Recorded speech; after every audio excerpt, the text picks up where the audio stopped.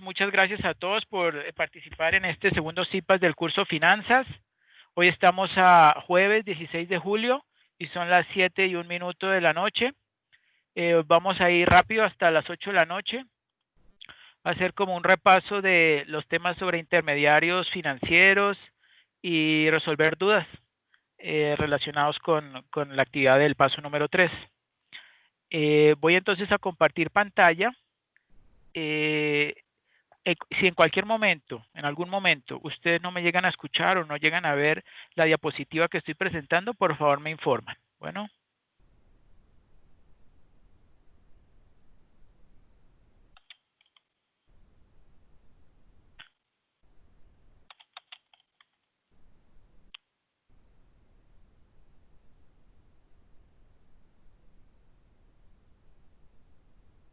Ok, entonces ahí, están todos viendo la pantalla, ¿cierto?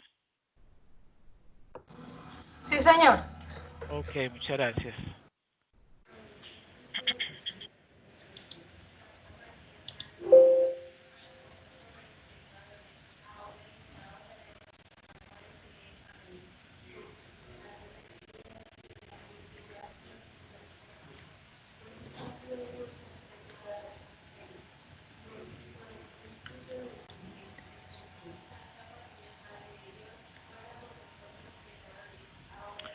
Bueno, como todos saben, el paso número 3 se denomina comprender intermediarios y red de seguridad financiera.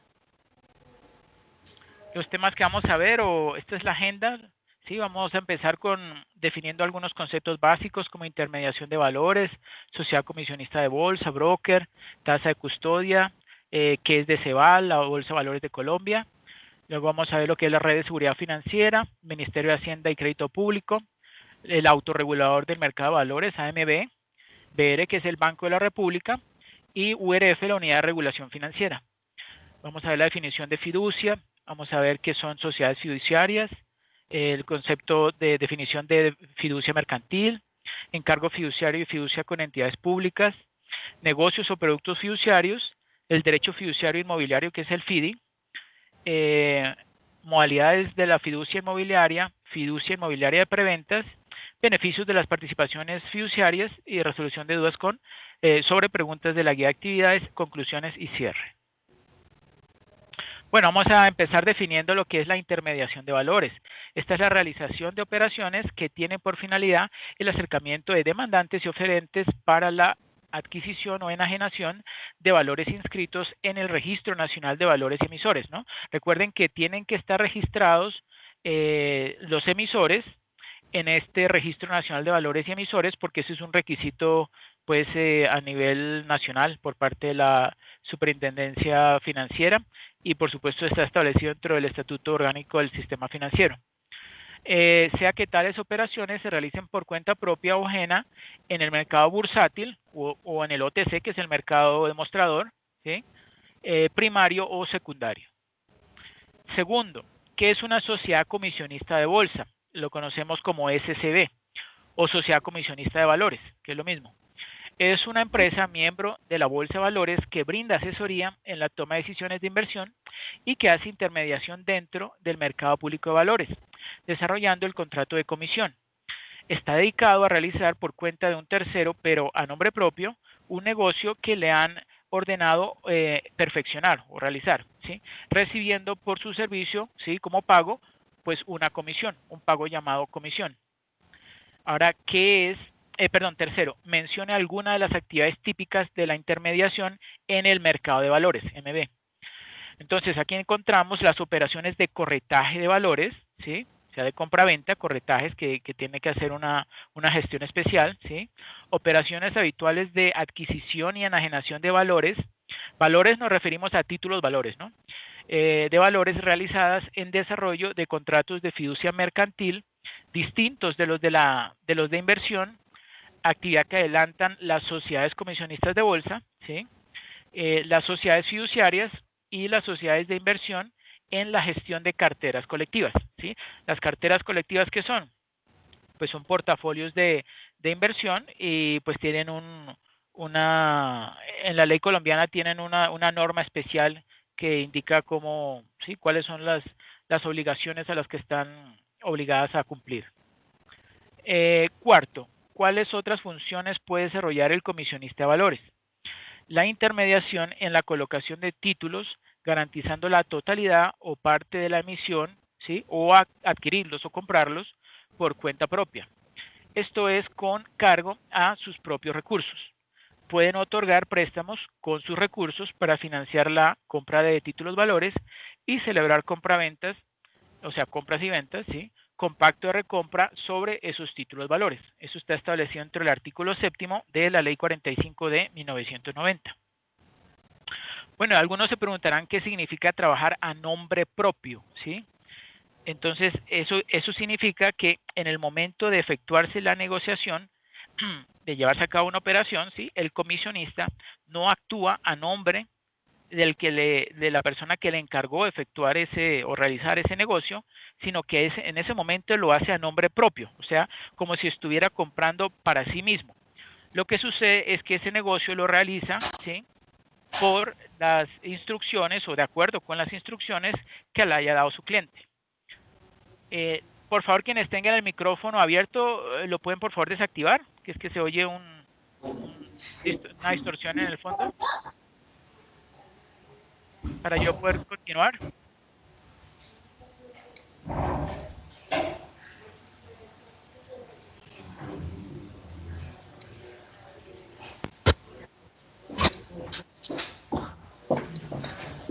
Muchachos, por favor, pueden desactivar el micrófono. Ok, muchas gracias. Las sociedades comisionistas de bolsa pueden adelantar actividades de acuerdo con lo dispuesto en el artículo 7º de la Ley 45 de 1990. ¿Cuáles son estas actividades? Entonces pueden ser intermediar, ¿sí? En la colocación de títulos valores, como por ejemplo los bonos financieros, ¿sí? Garantizando la totalidad o parte, ¿sí? De la misma, o sea, de esta intermediación, ¿sí? O adquiriendo esos títulos valores por cuenta propia. ¿Esto qué significa? Que los comisionistas de valores o las sociedades comisionistas de valores, al ser emitido un título valor, pues pueden comprarlo a ese emisor. Hay diferentes modalidades para hacerlo, ¿sí? Puede ser, por ejemplo, por medio de, ¿se acuerdan del underwriting en firme? Que esa es una modalidad que puede hacer la sociedad comisionista de bolsa para poder comercializar, o sea, vender esos, por ejemplo, esos bonos que haya suscrito un emisor. Entonces, si él firma, si esa sociedad que va a emitir esos bonos, entonces firma un contrato de underwriting en firme con esa sociedad comisionista de bolsa, entonces esta sociedad comisionista de bolsa, ¿sí? se compromete, ¿sí? A comprar la totalidad o parte de la emisión, ¿sí? Porque precisamente esa es una de las condiciones que tiene ese tipo de contratación, ¿sí? Hay otro que es el underwriting garantizado, ¿sí? Donde la sociedad comisionista de bolsa coloca una parte o la totalidad de la emisión, ¿sí? O sea, la coloca en el mercado, ¿sí? Con el compromiso de adquirir, él tiene que comprar lo que no logre vender. Esa es la condición de ese tipo de contrato, ¿sí? Y el último es el underwriting al mejor esfuerzo, ¿sí? Aquí entonces la sociedad comisionista de bolsa se compromete a desplegar o a llevar a cabo la mejor gestión para la venta de esos títulos valores, ¿sí? Pero no más. Él ya no se compromete a comprarlo, sino que él se compromete a hacer su mejor gestión, pero si no se logran vender esos títulos, pues tendría que hacer una oferta privada, por ejemplo, para poder vender esas acciones, ¿sí? Perdón, esos bonos que no se hayan podido vender en esa oferta pública inicial, ¿sí? O en inglés se conoce como OPA, ¿sí? Bueno. Ahora veamos las siguientes preguntas. Doctor, disculpa. Sí. Es que la imagen o la llamada se compartió otra pantalla y no las diapositivas de lo que estás exponiendo. Ah, bueno, menos mal me comentaron, ok. Entonces, eso ocurre a veces aquí en Skype. Eso ocurre a veces. Sí, es como la pantalla de otra persona. Ah, quién sabe. ¿Y en este momento sí ya lo ven? Ahora sí, sí, señor. Ok, perfecto. Muchas gracias por haberme avisado. Como les dije, yo no tengo forma de saber si están viendo la diapositiva o no. Bueno, muy Ah, bien. bueno, listo, sí, señor. Bueno, muchas gracias. Estas son algunas sociedades comisionistas de bolsa que hay en estos momentos, ¿sí? Ahí está, por ejemplo, Acciones y Valores, ADCAP, BBVA, Valores Comisionistas de Bolsa, BTG Pactual, Casa de Bolsa, que es del grupo de Sarmiento, Da Vivienda Corredores, Credit Corp Capital, Valores Bancolombia, Global Securities, Ultraserfinco. Bueno, todas estas sociedades comisionistas de bolsa son miembros de Asobolsa, ¿sí? Y como yo les mencioné la vez pasada, voy a darle clic aquí, informes económicos. Vamos a entrar a la página web de Asobolsa. Ok, esta es la página web de Asobolsa. Y en esta sección de informes económicos y publicaciones, ¿sí? Podemos encontrar información sobre informes económicos, informes operativos, noticias de interés, y documentos de estudio, ¿sí? Hace unos días yo les envié dos documentos, uno donde se indicaban cuáles eran como los pasos o los que intervenían en la emisión de acciones. Esto es para desarrollar el punto número 2 de la actividad individual, ¿sí? Del paso número 3. Y pues yo les comenté que habían dos opciones, ¿sí? Una opción es solicitar una cotización directamente a mínimo 2 sociedades comisionistas de bolsa. Aquí ustedes encuentran los teléfonos de ellos o les pueden enviar correos electrónicos. Les pueden decir con toda franqueza que ustedes van a realizar un trabajo de investigación que le están solicitando en la universidad y que ellos entonces le informen pues cuáles serían pues esos puntos que yo les especifiqué dentro de la guía de actividades. O también, si no logran conseguir esas cotizaciones, entonces ustedes mismos pueden hacer, digamos, como ese proceso manual de determinar cómo sería el procedimiento e incluso cuáles serían los costos en los que tendría que intervenir una sociedad, una empresa, como por ejemplo Green Energy, que como vemos en los estados financieros, al menos el que tenemos ahí del año 2018, es alrededor de 5.180 billones de pesos. Entonces, para esa empresa de energía, entonces, ¿cuál sería los costos o gastos en los que tendría que incurrir para poder emitir acciones dentro del mercado colombiano? ¿Sí? ¿Ustedes tuvieron la oportunidad de leer ese documento? ¿Alguien de pronto ya lo leyó?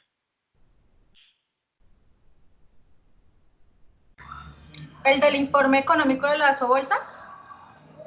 No, no. Yo les envié hace unos días dos documentos. Uno que contenía, sí,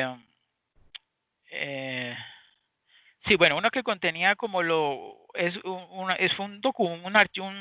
trabajo que hizo unos estudiantes donde ellos indicaban quiénes eran y quiénes eran los que participaban o cuáles eran las entidades a las que había que solicitar o a las que había, por ejemplo, que registrarse y hay que pagar una comisión. Me acuerdo que, por ejemplo, está el Registro Nacional de Valores. Hay que también solicitar ¿cómo se dice? Sí, una cotización a las sociedades calificadoras de riesgo, ¿sí? También cobra una comisión la Bolsa de Valores de Colombia y de Ceval, ¿sí? Ese era uno de los documentos y el otro era una explicación, bueno, como un detalle, un desglose de cuáles eran en Deceval, cuáles eran las tarifas que estaba cobrando Deceval durante este año 2020 y para diferentes servicios. Y entre uno de ellos estaba para la emisión de títulos desmaterializados, como por ejemplo las acciones. ¿Sí? Entonces les recomiendo que por favor lo vean, porque eso es precisamente importante que vean esos dos documentos para poder desarrollar el punto número 2 del trabajo individual. Bueno. Bueno, entonces aquí, por ejemplo, en donde dice nuestros asociados, aquí entonces tienen enlaces directos a, y están las direcciones, bueno, la dirección no importa, pero sí los teléfonos para que se puedan comunicar con ellos y los enlaces para que puedan ingresar directamente a las páginas web de cada uno de ellos, ¿sí? Por ejemplo, si quieren, sí, echarle una ojeada y los que ustedes consideren que ustedes más les llaman la atención, entonces les podrían solicitar la cotización que les comenté. ¿Okay?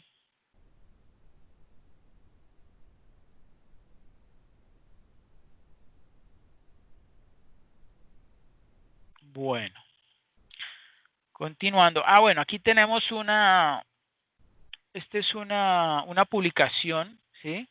Que se hizo para abril de este año del el diario La República, donde se muestra que las tres más grandes, sí, las tres sociedades comisionistas de bolsa que obtuvieron más ganancias en abril de este año, como vemos allí, son Credit Corp, Valores Bancolombia y Ultraserfinco, ¿sí? Los que están aquí a la izquierda. ¿Sí? Y vemos allí entonces cómo en morados se ve pues el patrimonio, eso está en millones de pesos, ¿sí? Entonces serían, perdón, serían 144 billones, ¿sí? No, perdón, 144.132 millones, ¿sí? ¿Sí? Ese es el patrimonio que tenía Credit Corp. Y en cuanto a el estado de resultados o pérdidas y ganancias, fue de 7.834 millones de pesos. Esto es para Credit Corp. ¿Eh? ¿Ustedes conocen de Credit Corp? ¿Alguien ha escuchado de Credit Corp Capital?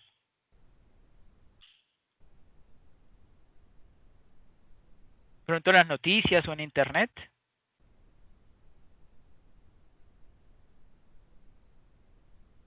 ¿No? Bueno, esto es sí, una sociedad de capital peruano, ¿sí? Que también se fusionó aquí, pues adquirió una sociedad que ya existía en el mercado. Ahorita no me acuerdo cuál es el nombre. Bueno, ahorita pronto más adelante me acuerdo. Pero ellos entonces, a través de la adquisición de esta sociedad comisionista de bolsa, entraron al mercado colombiano, entraron por supuesto con un capital importante y pues vemos cómo han obtenido muy buenas ganancias. Pues como vemos aquí en este anuncio pues del diario de la República, pues les ha ido muy bien, perdón, les fue muy bien en abril, de pronto en este momento no le está yendo muy bien, pero bueno, el mercado financiero, podemos decir que no está, es un mercado que obtiene bastantes ganancias en momentos en que la economía está en auge, ¿sí? Pero en momentos en que la economía está en contracción, ¿sí? Como en estos momentos y sobre todo por la pandemia, pues no se vuelve tan rentable y también como que se contrae más bien las operaciones. Pero sin embargo, en los momentos en que vuelva otra vez la economía a subir y entrar en proceso de expansión, ¿sí? De la economía, pues nuevamente vamos a ver que va a haber un importante crecimiento en este mercado. Y por supuesto, en estos momentos de contracción, pues hay que analizar bien cuáles son las acciones que están sobrevaluadas para poder comprarlas y pues esperar a que, sí, que vuelva y suba el precio, que esa es la idea para obtener ganancias en un futuro, ¿sí? Bueno. Quinto, ¿cuál es la diferencia entre un corredor de bolsa, broker, y un agente de valores? Los corredores o comisionistas de bolsa son intermediarios que actúan como miembros de una bolsa de valores, mientras que los agentes de valores o comisionistas independientes, ¿sí? Operan fuera de la bolsa de valores, ¿sí? O sea, en el mercado OTC o mercado demostrador, ¿sí? O sea que los conocemos como comisionistas independientes, ¿sí? O agentes de valores, los que no están directamente registrados, ¿sí? O relacionados con una bolsa de valores. Sexto, ¿qué es tasa de custodia? ¿Sí? es una tasa que cobran los brokers, ¿sí? O sea, los intermediarios, por la custodia mensual de los títulos de valor, los títulos valores de los clientes que tienen en su poder, ¿sí? Aunque eso no es obligatorio, en la mayoría de los casos, esa tasa no depende, ¿sí? de que se hagan muchas compras y ventas, sino más bien de que esté registrado o que haga parte, pues, de ese broker, ¿sí? Por ejemplo, el que yo les mencionaba hace poco, Credit Corp, ellos al comienzo, hace unos 4 o 5 años, no cobraban una comisión, ¿sí? ¿Por qué? Porque la economía estaba en expansión y entonces muchas empresas, muchas personas estaban realizando operaciones, pero en el momento en que la economía empezó a contraerse, entonces pues el flujo de recursos disminuyó y entonces a partir de ese momento una gran cantidad de sociedades comisionistas de bolsa empezaron a cobrar casi siempre no una mensualidad, sino por trimestre, ¿sí? Pero sí una comisión, ¿sí? Pues por el servicio que ellos prestan, ¿sí? Algo así como que lo obligan a uno a que uno realice, eso es parte del marketing, ¿no? Le dicen a uno, mire, le dan a uno noticias, tips para que uno invierta en determinadas acciones y para que obtenga un rendimiento, una ganancia, pero también ellos cobran, por supuesto, una comisión por la compra o venta de esos títulos, por ejemplo, acciones, y pues ese es el mercado de ellos, ¿no?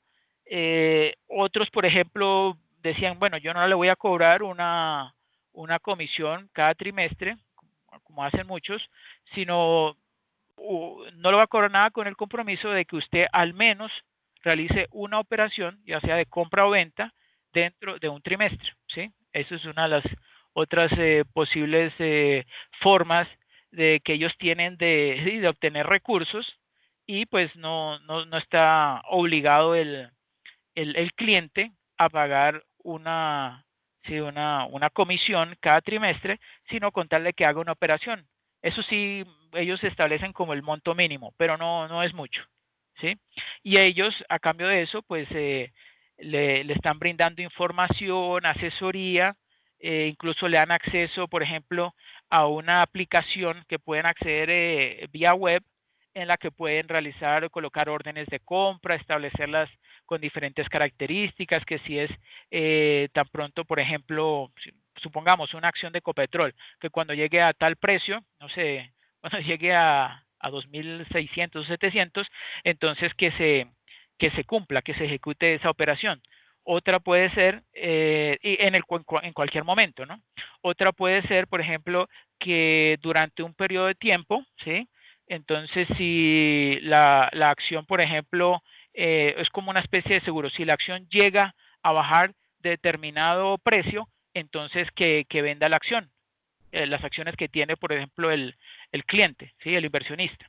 Esa puede ser también una, una orden que se coloca dentro del sistema, ¿sí? Como para evitar de que el precio de la acción se vaya muy por debajo de lo que tenía estimado y pues termine en una pérdida muy elevada. Aunque eso no es muy probable porque ustedes saben que, por ejemplo, cuando las bolsas de valores empiezan a perder, incluso cierran la bolsa de valores y si, por ejemplo, se va en caída o creo que es más del 10% en todo el índice accionario, el índice de la bolsa, perdón, entonces ellos cierran automáticamente las operaciones, ¿sí? Y vuelven a abrir al siguiente día o a los siguientes 2 días hasta que se haya estabilizado un poco el mercado. Pero pues eso son operaciones que no son habituales, ¿no? Bueno, ahora veamos qué es tasa de corretaje. Es una tasa que cobra el broker por operación y corresponde a un porcentaje del valor comprado o vendido, un valor fijo por operación o incluso una cuantía fija mensual por cliente, ¿sí? Entonces existen dos tasas, la tasa de custodia y la tasa de corretaje. Octavo, ¿cuáles son las dos formas de invertir a través de un corredor de valores? Entonces son dos formas. A través de una mesa de operaciones, ¿sí? Donde el inversionista, debe colocar su orden a través del teléfono. Y el home broker, o como decimos a través de Internet, es cuando el inversionista envía su orden a través de la plataforma que tenga la sociedad comisionista de bolsa en Internet. Noveno, ¿por qué razón se recurre a una sociedad comisionista de bolsa para realizar una operación de compra de valores? Porque solamente ellos, ¿sí?, las sociedades comisionistas de bolsa, están autorizadas para realizar operaciones en recintos bursátiles y porque el comisionista tiene un deber natural de brindar asesoría a sus clientes. Es decir, el inversionista tiene derecho a recibir apoyo en el análisis de la naturaleza de la operación que se va a realizar, también de informar sobre los riesgos inherentes a esa operación y de las características de los títulos valores que se van a negociar. Bueno, ahora veamos el punto número 9. ¿Qué garantías existen sobre el manejo de recursos por parte de una sociedad comisionista de bolsa? Los recursos y títulos que el inversionista entrega al comisionista no son mezclados con sus propios activos, ¿sí? Los dineros reposan en cuentas bancarias independientes y los títulos se manejan a través de los depósitos centralizados de valores, ¿sí?, a nombre exclusivo del cliente, ¿sí? ¿Sí saben qué es el depósito centralizado de valor?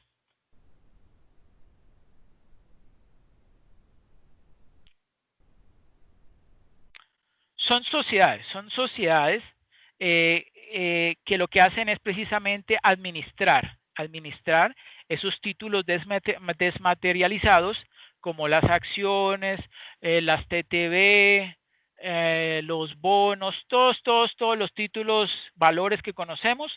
Ellos entonces llevan un registro, ¿sí?, de quién es el dueño, ¿sí?, y por qué manos ha pasado y cuánto tiempo. Ellos también entonces se encargan por ejemplo, garantizar que, por ejemplo, si dentro de una semana una acción va a repartir dividendos, entonces ellos garantizan o ellos se encargan de verificar que el que haya tenido la idoneidad, o sea, la propiedad de esa acción, ¿sí?, una semana antes de la repartición de esos dividendos, suponiendo que son acciones, entonces a esa persona, a ese inversionista, le van a entregar esos recursos, esos dividendos, ¿sí?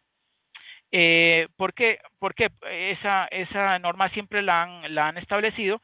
Porque muchas veces cuando se informan las noticias que va a haber una repartición de dividendos, pues muchos inversionistas, pues ¿qué van a hacer? Pues tratan de comprar más de esas acciones para para poder recibir esos dividendos, y muchas veces después de que han pagado esos dividendos, enseguida el precio baja porque rápidamente los inversionistas, sobre todo los de corto plazo, pues quieren deshacerse de esas acciones porque ya recibieron su dividendo y más bien destinan esos recursos para ¿sí?, para otra actividad o la compra de otro tipo de acciones, ¿sí?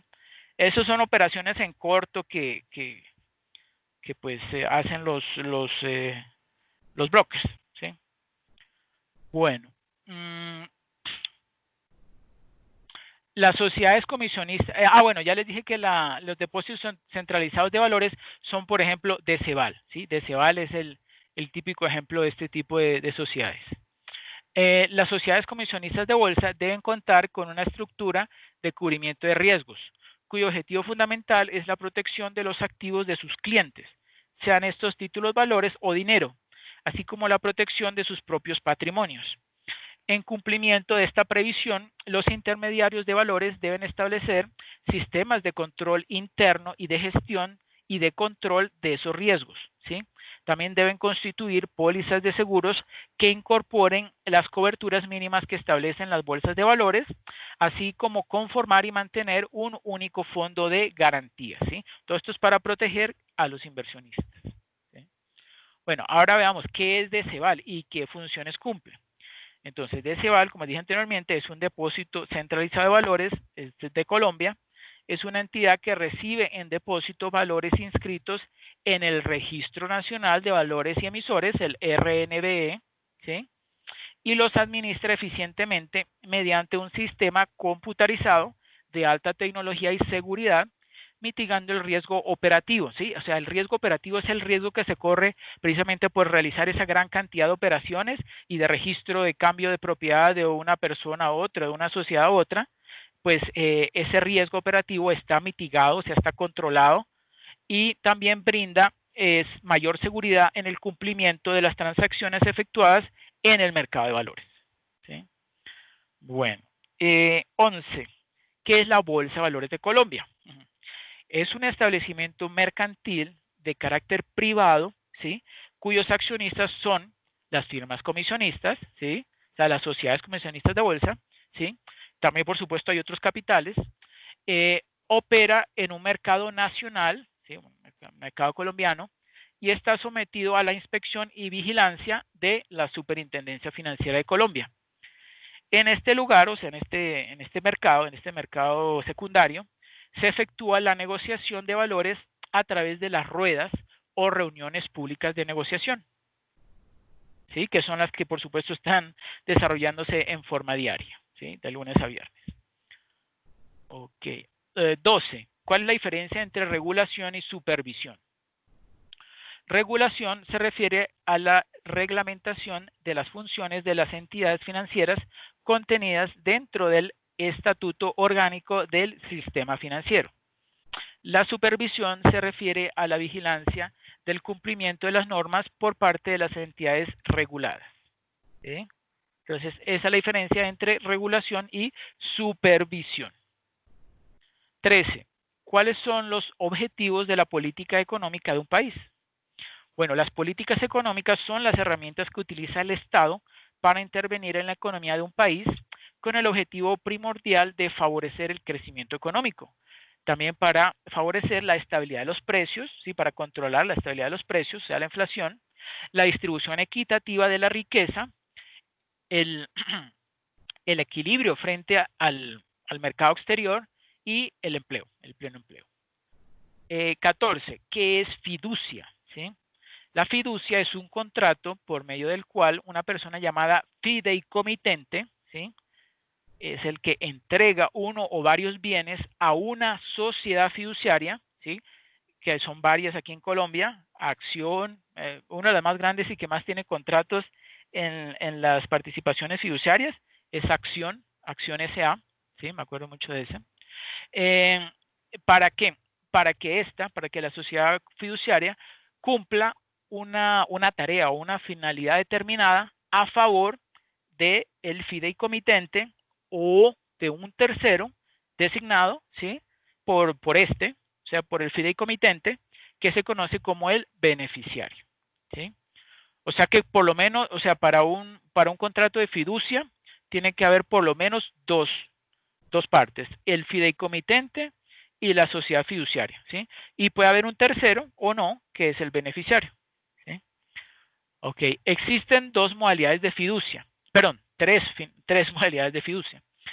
La fiducia mercantil es cuando hay transferencia de la propiedad del bien, como por ejemplo en el FIDI, ¿sí? O sea, la participación fiduciaria.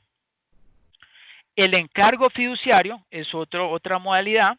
En esta modalidad no hay transferencia de la propiedad de ese activo o de ese bien, ¿sí? Que se le haya entregado a la sociedad comisionista, perdón, a la sociedad fiduciaria.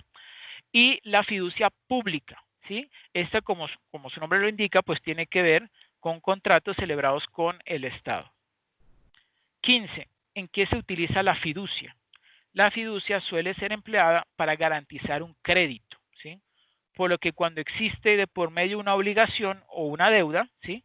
El acreedor mantiene la propiedad fiduciaria de una cosa, o sea, de un bien o de un activo, como un inmueble, ¿sí? Existiendo el derecho a exigir la restitución de dicho bien o de dicho activo, siempre después de ser extinguida la obligación pues en cuestión. ¿Okay? Ahora vemos la Red de Seguridad Financiera, o RSF.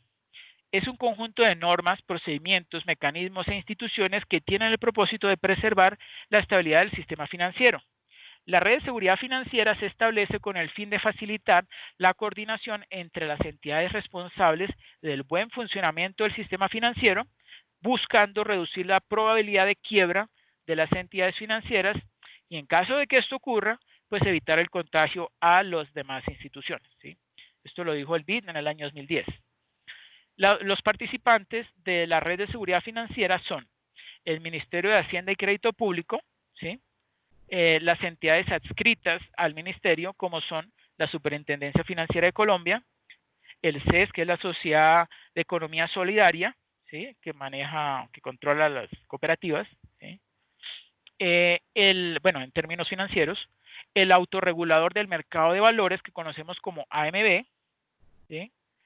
El FOGAFIN, la unidad URF, Unidad de Regulación Financiera, y el Banco de la República. Como vemos ahí en color azul es porque tienen un enlace. Pues ahorita no les voy a dar clic, pero ustedes que tienen ya las diapositivas, pues le dan clic y pueden entrar a las páginas web de cada una de estas entidades. El Ministerio de Hacienda y Crédito Público es el encargado de formular y definir y ejecutar la política económica y fiscal de Colombia. También la encargada de establecer regulación en materia financiera, tributaria, cambiaria, aduanera, de crédito público, así como presupuestos, en términos y también en términos de créditos y monetarios. También se encarga de encauzar la aplicación de las funciones asignadas a las siguientes entidades adscritas, es decir, a la Superintendencia Financiera de Colombia, a la Sociedad de Economía Solidaria, al FOGAFIN y a la Unidad de Regulación Financiera. La AMB, o el autorregulador del mercado de valores, es una corporación de carácter privado sin ánimo de lucro, de autorregulación, o sea que los mismos miembros son los que se autorregulan, ¿sí? Los que establecen sus normas, ¿sí? Donde los mismos intermediarios de valores se supervisan y normalizan su actividad.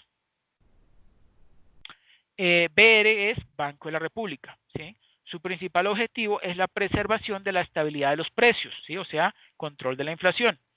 Actúa como prestamista de última instancia, ¿sí? En caso de ser necesario, ¿sí? Y también dicta y regula las políticas monetarias, ¿sí? Tiene que ver con la moneda, crediticia, con el crédito, y cambiaria, que tiene que ver con la tasa de cambio del país, o sea, de Colombia. También administra las reservas internacionales de Colombia, actúa como banquero, como agente fiscal y como fideicomisario del gobierno, ¿sí? Por eso hay una muy buena relación con el gobierno. Unidad de Regulación Financiera o URF, ¿sí? El URF es el nombre con el que lo conocemos normalmente, pero su nombre completo es el que encontramos aquí en color azul, que es Unidad Administrativa Especial, Unidad de Proyección Normativa y Estudios de Regulación Financiera. ¿Okay?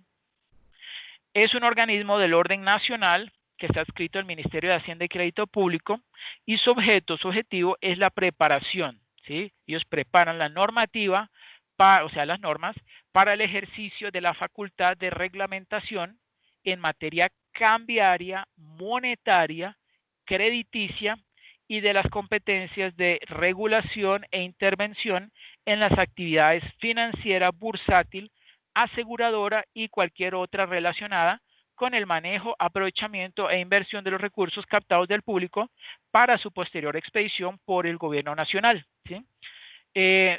Yo les recomiendo que lean un poquito, que leen clic a este enlace, ahí van a conseguir buena información sobre, en términos legales, sobre cómo, cuándo se constituyó, cuáles son sus funciones y bueno, mucha otra información. ¿Cuáles son sus principales funciones? Primero, adelantar los estudios económicos, jurídicos y los demás relacionados con las actividades a reglamentar, regular o intervenir en el cumplimiento de su objeto de acuerdo a los estándares que se fijen para el efecto. También preparar los proyectos normativos necesarios para el ejercicio por parte del Gobierno Nacional de las facultades de reglamentación, regulación e intervención en el cumplimiento de su objeto. Tercero, brindar apoyo técnico en la elaboración de los proyectos de ley de iniciativa gubernamental y conceptuar, o sea, dar conceptos sobre los que se encuentran en trámite que se relacionen con las competencias de la URF. Cuarto, realizar análisis de impacto regulatorio de los proyectos normativos a proponer al Gobierno Nacional de conformidad con los estándares que se fijen para el efecto.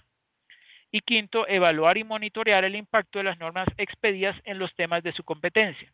Estos son solamente algunas de las funciones, pero tienen otra gran cantidad de funciones, por eso los invito a que las lean al darle clic aquí a este enlace. Ahora veamos qué es la fiducia. Es un contrato por medio del cual una persona llamada fideicomitente, como ya vimos, entrega uno o varios bienes a una sociedad fiduciaria para que ésta cumpla una finalidad determinada a favor del fideicomitente o de un tercero, ¿sí?, que se conoce como beneficiario. ¿Cuáles son las principales características de la fiducia? Primero, la finalidad se estipula en el contrato en forma clara y precisa. Segundo, se constituye un patrimonio autónomo, ¿sí? Ese es como una reserva, es un dinero que tiene unas características especiales, y es que no se puede manejar de cualquier forma, o sea, tiene como unas condiciones establecidas para poder manejar esos recursos, ¿sí? Y es inembargable, esos recursos. Existe una separación contable y patrimonial absoluta de los bienes, y se produce una entrega o transferencia real de bienes. Los contratos fiduciarios se diferencian según las actividades que se le encomiendan a la sociedad fiduciaria, dependiendo del tipo de bienes que sean entregados y de la finalidad con que ellos se persigan. Clasificación de los productos fiduciarios por tipo de negocio. Entonces encontramos dentro de los productos fiduciarios la fiducia de administración, la fiducia inmobiliaria, la fiducia con fines de garantía, la fiducia de inversión y la fiducia con recursos del sistema de seguridad social. ¿Hasta ahí alguna pregunta o duda?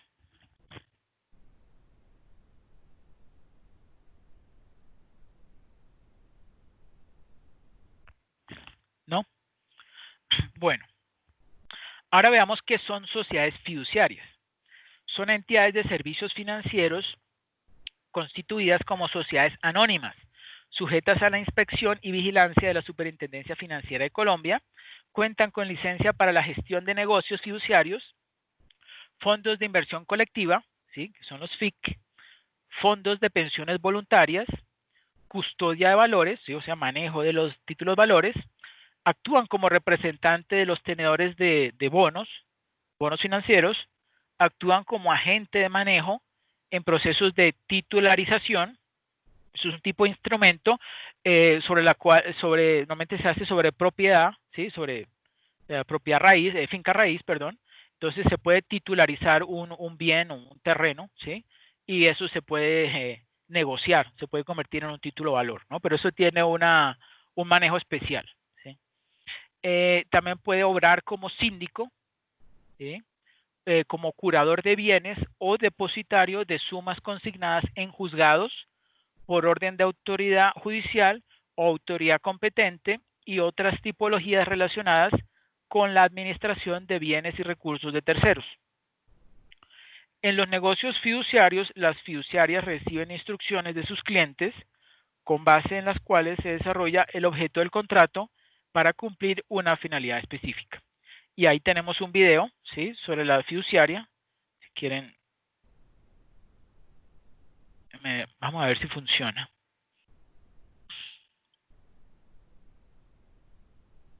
Ah, sí. ¿Ustedes lo escuchan o no? No, señor, no se escucha el video. Bueno, eso me imaginé. Ok, bueno, vamos a volver. Pero ustedes cuando le den clic sí lo van a poder ver. Bueno, ahora veamos qué es asofiduciaria, ¿sí? Este también es una asociación, ¿sí? Es la entidad gremial que lleva la vocería de las sociedades fiduciarias afiliadas. Esto es en Colombia, ¿no? Su objetivo es trabajar conjuntamente con el sector propendiendo por un desarrollo ético y legal de la actividad fiduciaria y de la industria de administración, gestión, distribución y custodia de fondos de inversión colectiva para que generen confianza a quienes utilicen los instrumentos y para contribuir al desarrollo del país. Ahí observamos el logo de la Asociación de Fiduciarias de Colombia, Asofiduciarias, y a mano derecha vemos algunos de las sociedades fiduciarias, ¿sí?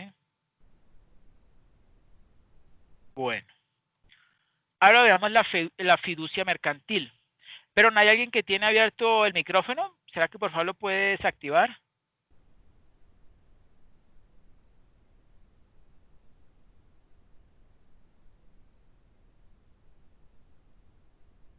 Por favor, pueden desactivar el micrófono. Muchachos, ¿me escuchan? Es que escucho un ruido al fondo.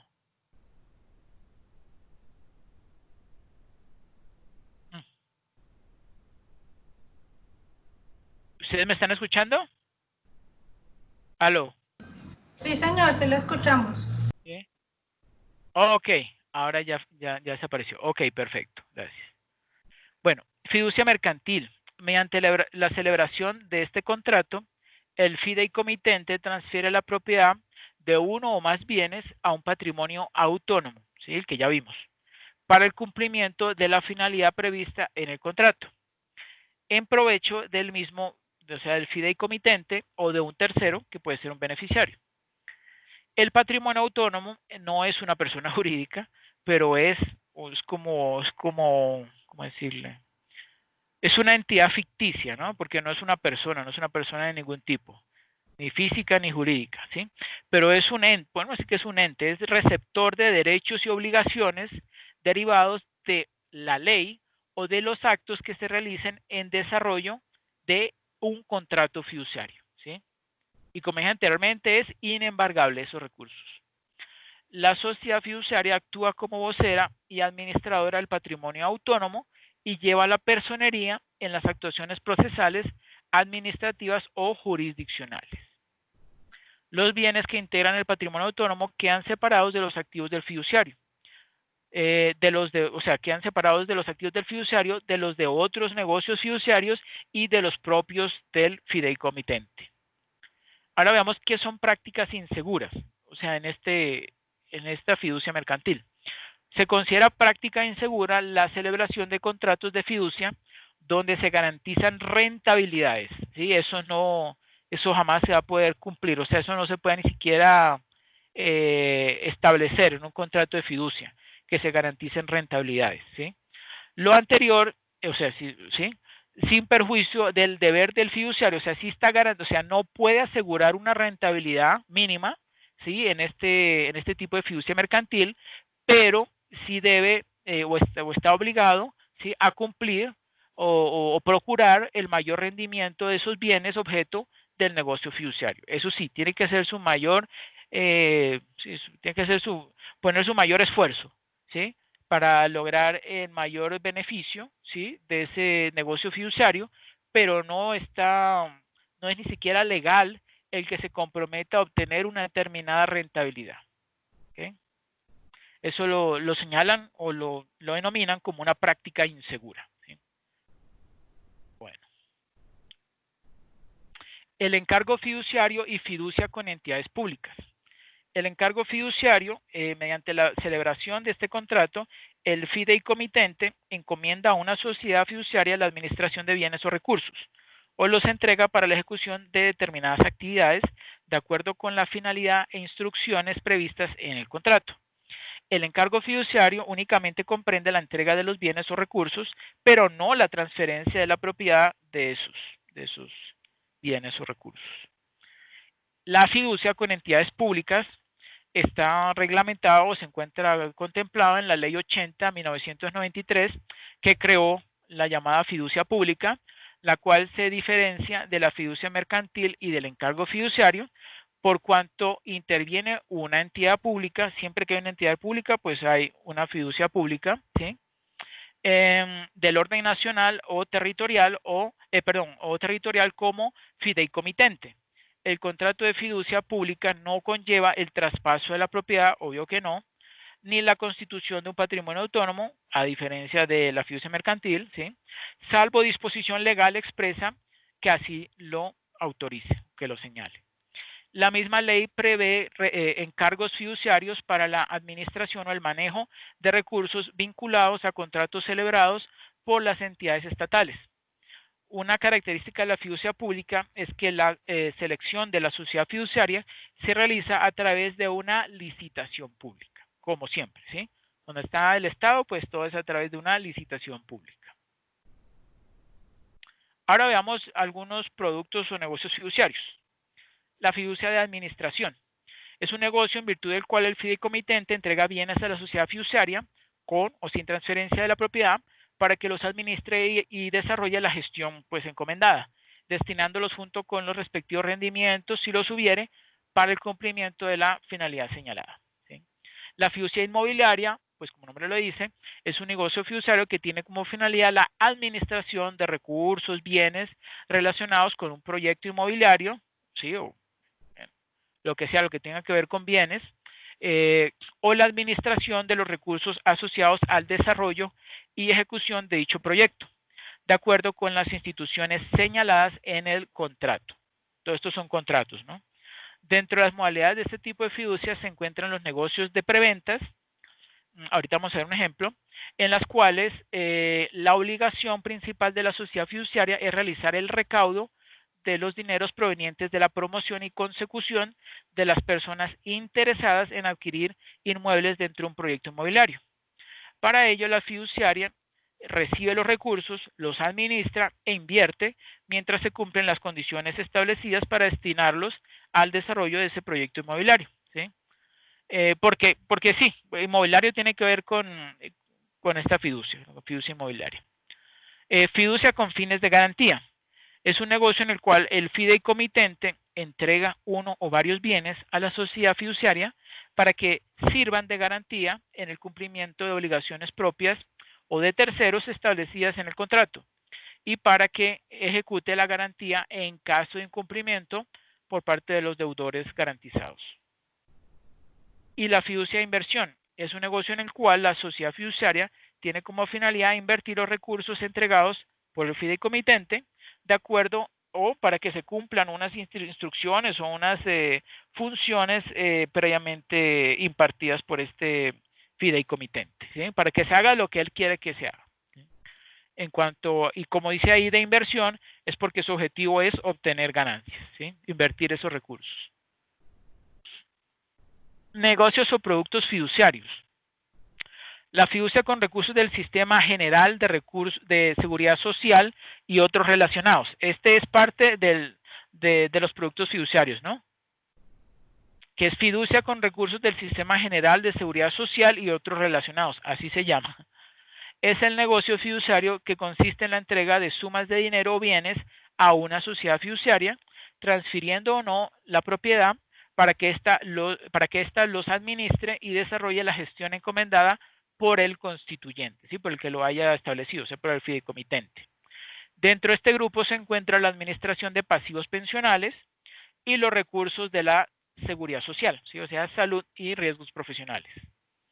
Algunos proyectos en los cuales participan las sociedades fiduciarias enfocadas a la fiducia inmobiliaria, ¿sí? La que vimos anteriormente son, por ejemplo, en vivienda de interés social, proyectos VIP, otros, renovación urbana, centros comerciales, oficinas, bodegas, turismo, zonas francas, ¿sí? Empresas industriales, infraestructura, etcétera. Ahora veamos el derecho fiduciario inmobiliario, ¿sí? Que se conoce como FIDI, pero que en verdad es una participación fiduciaria. FIDI significa Figura Internacional de Derechos Fiduciarios Inmobiliarios. Esa figura es entendida en la actividad comercial, ojo, como la posibilidad que tienen los inversionistas de adquirir derechos fiduciarios o participaciones fiduciarias. Aquí en Colombia se conoce como derechos fiduciarios o participaciones fiduciarias en un fideicomiso o patrimonio autónomo, ¿sí? Administrado por una sociedad fiduciaria autorizada por la Superintendencia Financiera. Los derechos fiduciarios permiten a las personas, sin importar su capacidad adquisitiva, invertir en proyectos de finca raíz de gran magnitud, tanto a nivel nacional como internacional, y que generan renta para constituirse en una fuente de inversión, ¿sí? Por ejemplo, hay varios proyectos que se constituyeron hace unos años cuando se le dio pues gran atención o se le hizo mucha propaganda a este tipo de participación fiduciaria, de instrumento para que la gente invirtiera sus recursos y con esos recursos se construyeron hoteles, ¿sí? Y también proyectos turísticos en Colombia. Entonces, esto permitió, como dice allí, como dice ahí bien clarito, sin importar su capacidad adquisitiva, o sea, personas que no tenían muchos recursos para comprar, sí, un apartamento o para, sí, y además costearle como los, la cuota de mantenimiento, ¿sí? Y los impuestos y todos los demás cargos e impuestos que implica adquirir una propiedad, como por ejemplo un apartamento en la costa, por ejemplo. Entonces, a través de estos derechos fiduciarios, pues eso lo iba a administrar una junta directiva que es nombrada por por los miembros o accionistas. Bueno, en este caso no son sino los fiduciarios, o sea, los que compraron ese derecho fiduciario, ¿sí? Y es supervisado o también, sí, supervisado, regulado por la sociedad fiduciaria, ¿sí? Para que se cumpla ese contrato, porque es un contrato en el cual tienen, por supuesto, los beneficiarios, o sea, los que adquirieron los derechos fiduciarios, a obtener un rendimiento y dependiendo de la cantidad de esos FIDIs que hayan adquirido, pues van a obtener un mayor rendimiento, dependiendo de la cantidad de FIDIs que tengan, o sea, una proporción, o sea, de todas las utilidades que obtiene, digamos, podemos decir cada trimestre, ese hotel, entonces se distribuyen en forma equitativa entre toda la cantidad de FIDIs que se hayan emitido y por supuesto si una persona tiene un solo FIDI pues obtiene solamente un derecho sobre las ganancias que haya tenido ese hotel y si tiene más FIDIs pues por supuesto obtendrá mayores rendimientos, ¿sí? Pero esa fue como la iniciativa, esa fue la idea con la que surgió, con la que se le hizo mucha propaganda a estos FIDIs hace unos años y pues en estos momentos todavía están generando buenos rendimientos. Obviamente en estos momentos de confinamiento está toda la parte de turismo y del área de hotelera pues está bastante grave, pero más adelante seguramente se van a poder recuperar, ¿no?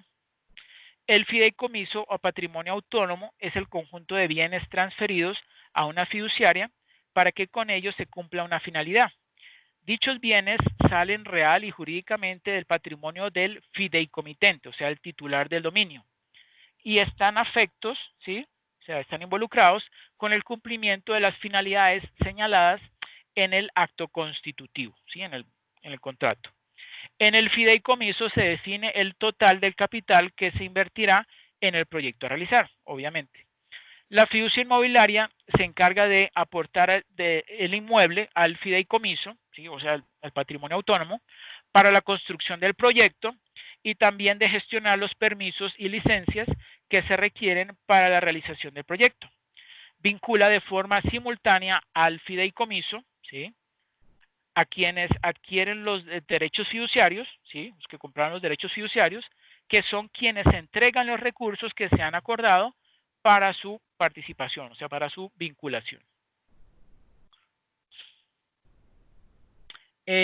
Aquí observamos entonces las modalidades de fiducia inmobiliaria. Está el de preventas, ¿sí? Hay un recaudo de recursos hasta el cumplimiento de unas condiciones. Esto tiene que ver, por supuesto, inmobiliario tiene que ver con proyectos inmobiliarios. El de administración y pagos tiene que ver con la transferencia, ¿sí? del inmueble para la construcción y por supuesto luego la escrituración de ese inmueble, de ese proyecto inmobiliario también.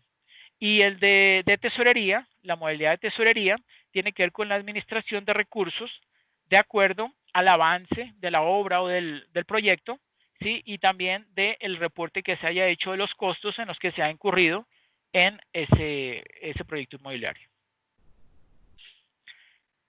Vemos aquí un ejemplo de la fiducia inmobiliaria de preventas, ¿sí?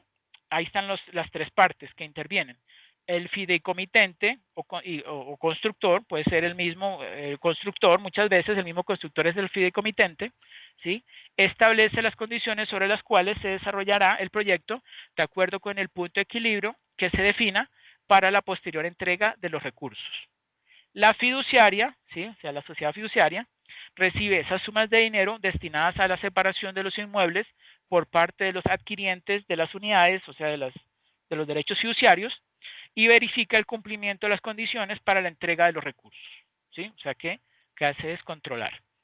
Y el constructor, entonces, esas sumas recaudadas, ¿sí?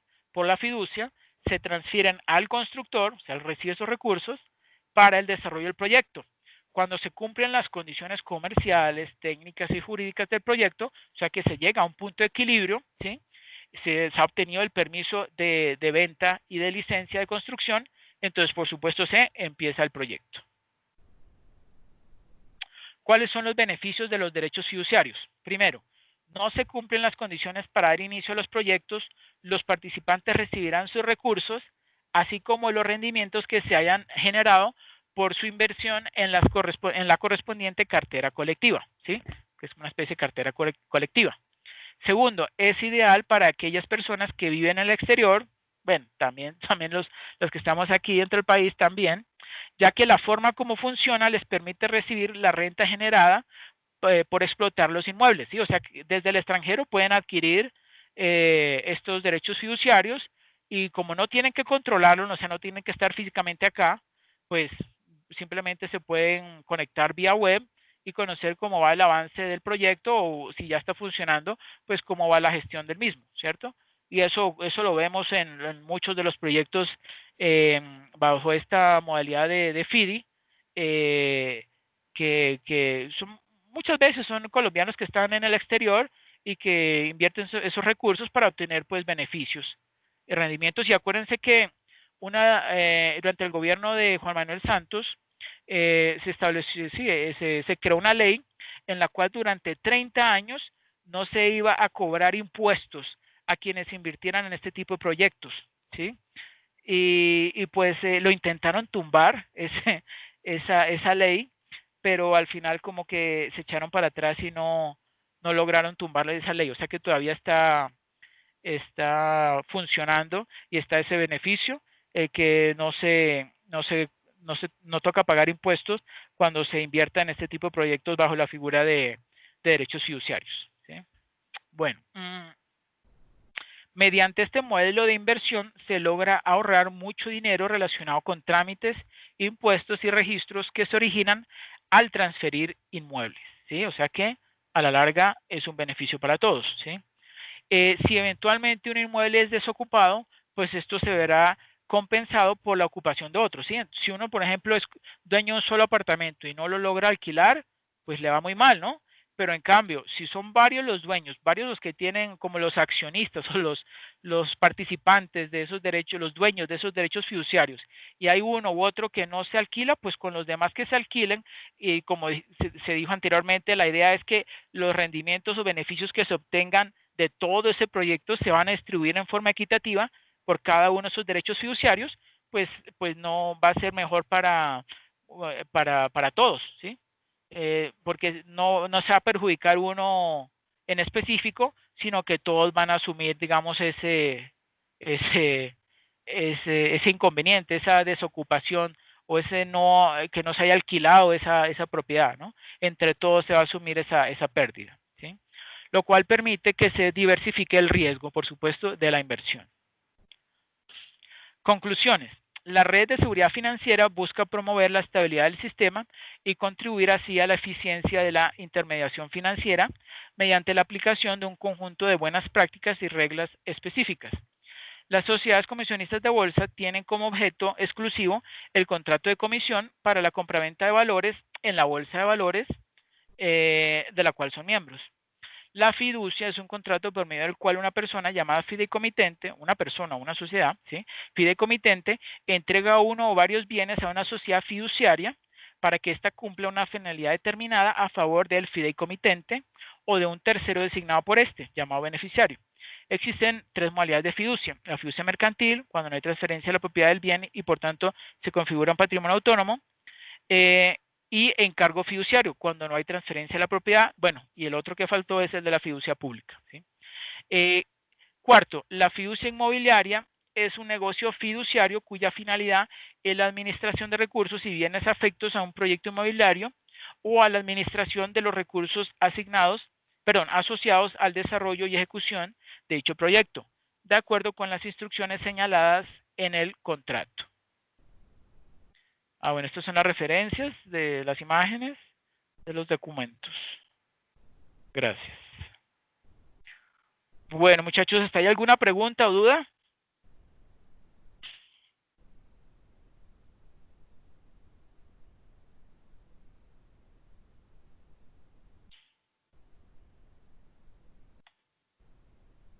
¿No?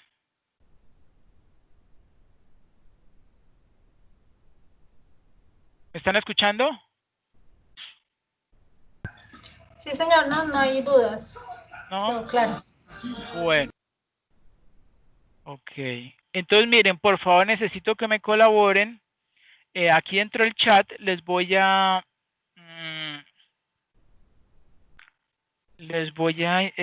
copiar un enlace para que por favor se registren. Este es el formato de asistencia aquí al CIPAS. Hay voy a darle clic para que ustedes vean de qué se trata. Cuando ustedes le dan clic al enlace, él los lleva o abre este formato. Ustedes le dan clic donde dice abrir con, y aquí seleccionan en ese menú que se abre la primera opción que dice hojas de cálculo de Google. Ahí luego se abre otra pestaña y ahí van a poder editar. El código se refiere a su cédula, nombres, apellidos, el programa, correo electrónico y teléfono de contacto. En firma pueden colocar el nombre y el apellido.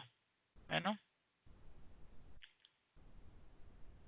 También les voy a compartir este otro enlace, que es el de la evaluación cualitativa de este CIPAS, para que por favor me compartan cuál es su opinión acerca de este CIPAS, ¿sí?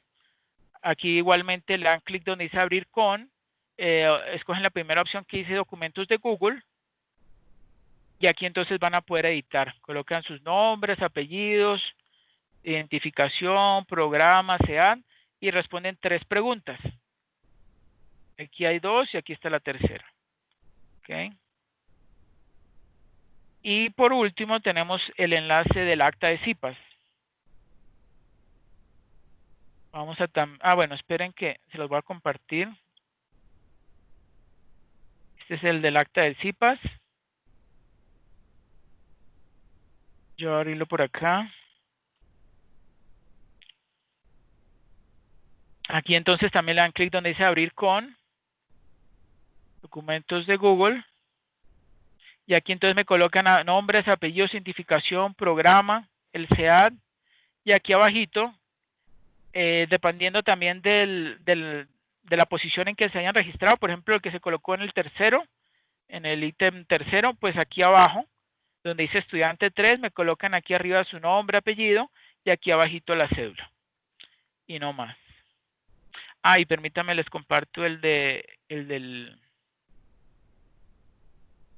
enlace de la evaluación cualitativa. Ok, listo. Bueno, no es más. Muchachos, ¿alguna otra pregunta o duda? ¿Cómo van con el desarrollo de la actividad? ¿Han tenido algún inconveniente? ¿Tienen alguna duda?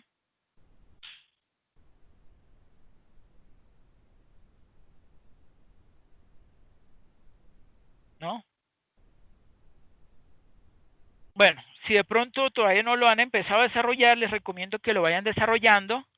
Si tienen alguna inquietud o duda, me lo hacen saber, me escriben a través dentro del foro, ¿sí? Que está ahí, del foro del paso número 3, el foro de trabajo de discusión del paso número 3, y pues resolvemos. Y si es necesario, si necesitan una explicación más detallada o si tienen alguna duda, pues no duden en informarme. Respecto creo que el último punto de la guía, que tenía que ver con un caso específico, ¿sí? Sobre cómo puede resolver el problema, ¿sí? Y yo les dije que leyeran sobre la ley de quiebra. Por favor, vayan leyendo eso. Eso les va a servir mucho porque es importante conocer esa normatividad, porque en cualquier empresa pues, puede suceder, ¿sí? Que entre en quiebra o que necesite ayuda del gobierno para salir de ese proceso de, ¿sí? De mala situación, podríamos decir, ¿sí? Pero el gobierno puede colaborar, no, hay una ley ya definida, que es esa ley, la ley 50, para que pueda salir de esa mala situación en que se encuentra y por supuesto evitar la quiebra que va a impactar pues negativamente a toda la sociedad, ¿sí?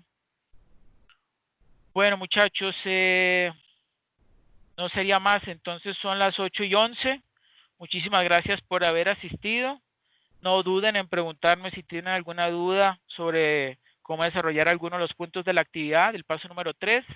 Que pasen una feliz noche y por favor no se les olvide colaborarme llenando la evaluación calitativa y también el acta de CIPAS y el de Excel, el formato de asistentes.